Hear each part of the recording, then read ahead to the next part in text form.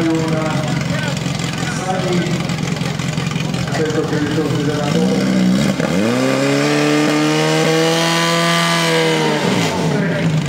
Výsledný čas 44 na 57. A na ľavej strane vznikol lepší čas s hodnotou 44,55.